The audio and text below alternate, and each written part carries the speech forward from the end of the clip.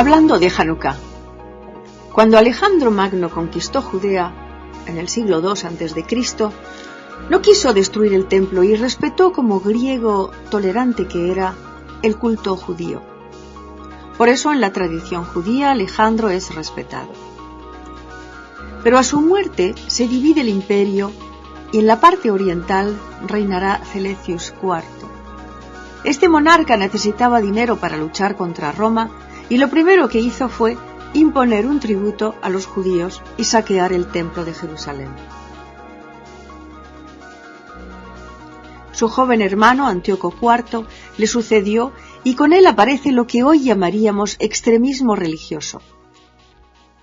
Mandó también saquear el templo, pero además quiso imponer el culto griego porque consideraba que los judíos eran un obstáculo para dominar y unificar su reino. Desde Alejandro, la sociedad judía se había dividido. Estaban los helenizantes, llamados Mityavdim, y los fieles a la tradición de Israel, los Hasidim, los seguidores de Esdra. Los helenizantes se asimilaron tanto que llegaron a abandonar la circuncisión para ser como los otros atletas, porque para participar en los Juegos griegos los atletas iban casi desnudos. Jerusalén se convirtió en la capital del helenismo y el templo se llenó de ídolos y cultos paganos. Esto es la raíz de la ruptura. Este cisma en el judaísmo se repetirá más tarde entre los saduceos y los fariseos, frente a Roma. Los saduceos estarán con Roma y los fariseos serán el pueblo. Es el desafío con el que se encuentra a lo largo de toda su historia el pueblo judío. Esa dificultad de ser a la vez portador de un mensaje a la humanidad, guardando su esencia. Ser judío es un desafío constante de fidelidad y apertura a la vez.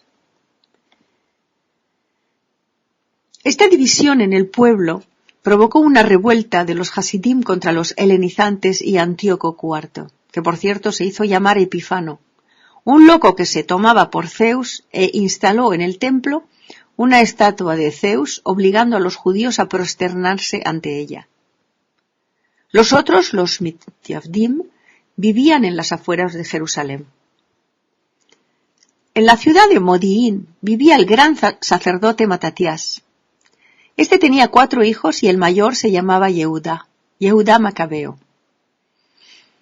Puede que el origen del nombre Macabeo venga de Macabá, que significa martillo o mazo, como para expresar su resistencia y su tesón en la lucha por recuperar la libertad de culto y Jerusalén.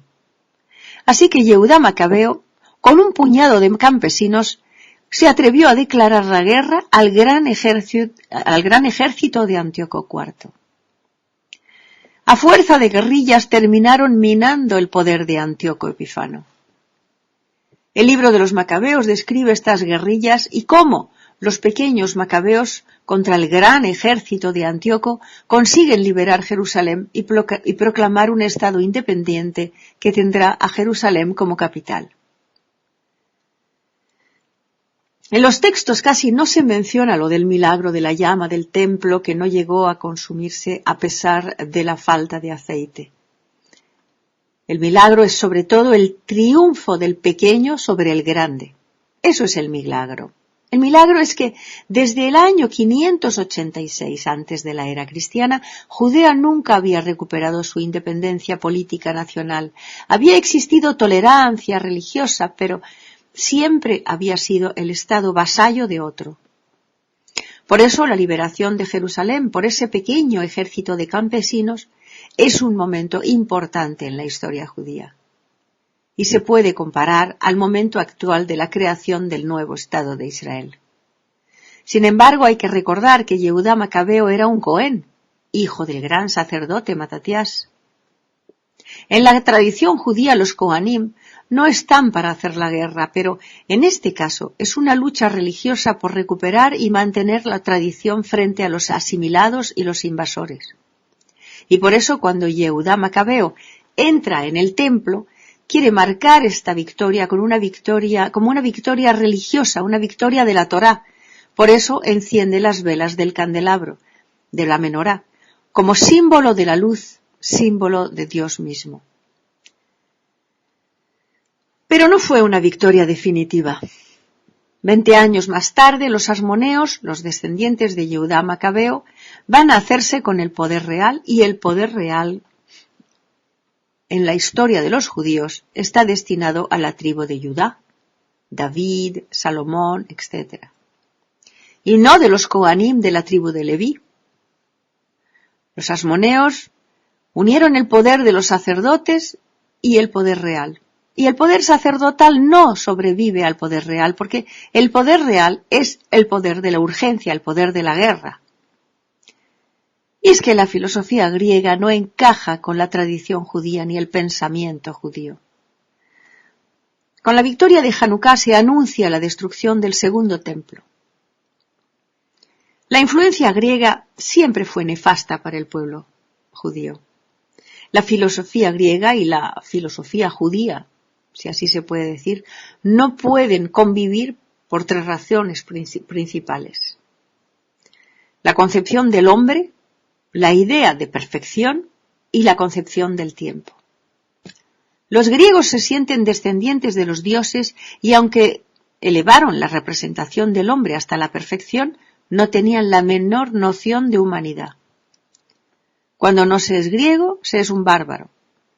Solo tenían contacto con los metec, que eran comerciantes o marineros, pero no eran ciudadanos ni tenían derecho a voto.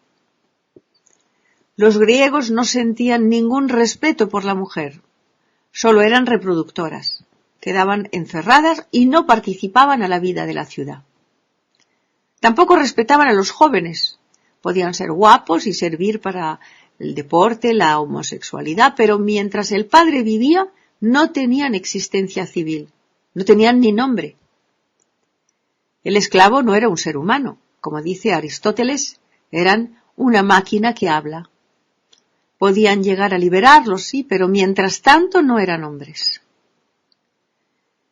El contraste con los judíos es enorme. En el judaísmo todos los hombres son hermanos o primos, y el primer texto de la Torá proclama que todos los hombres descienden del mismo hombre, y esta ascendencia común lo que trae es una enorme responsabilidad. Adán es el padre de todo ser y no hay ningún sentimiento de superioridad biológica entre los seres. ¿Qué es la perfección? Para los griegos, el bien, lo bello y la verdad son los valores de la perfección, pero estas virtudes son inmóviles, es decir, que cada ser tiene que llegar a estas virtudes durante su vida, pero no hay progresión, no hay responsabilidad con el devenir de estas virtudes. Están ahí en el pensamiento y punto. Además, el bien no es el bien moral, sino sobre todo el bien de la ciudad. Es una perfección en las relaciones humanas a través del buen uso de la justicia y de la palabra.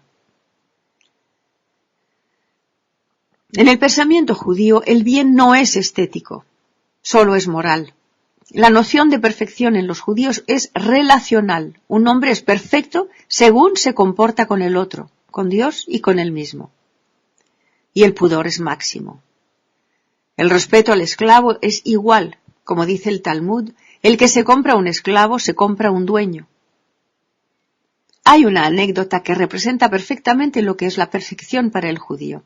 Un día le preguntaron a Emmanuel Levinas si el hombre puede igualar a Dios, y él respondió: si un día un juez condena a un hombre a pagar una cantidad de dinero y al darse cuenta que no puede pagar se lo paga de su bolsillo, ese día ese juez puede ser Dios, porque habrá conjugado justicia y bondad.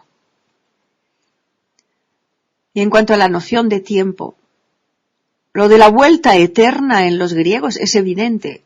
Los griegos cuentan historias, pero no hacen historias, solo cuentan una historia, pero no es un discurso que da sentido al progreso de la humanidad. Para los judíos la historia es un proyecto. Nada de lo que se hace es indiferente porque contribuye a avanzar en el proyecto divino de lo que debe ser la humanidad. Además, esa es la razón de su vida. Los judíos construyen la historia y eso es muy distinto. Así que son dos enfoques muy distintos de la vida, y aunque muchos de nuestros pensadores han comentado largo y tendido el pensamiento griego, el resultado real es que se convive muy mal con él, con mucha dificultad. Así que a pesar de que se dice que Jafet campará, que es Grecia, campará en las tiendas de Shem, la convivencia es de respeto pero con mucha vigilancia. Como decía antes, ser judío es un desafío constante entre fidelidad y apertura. Martín Alasri para Radio Sefarad.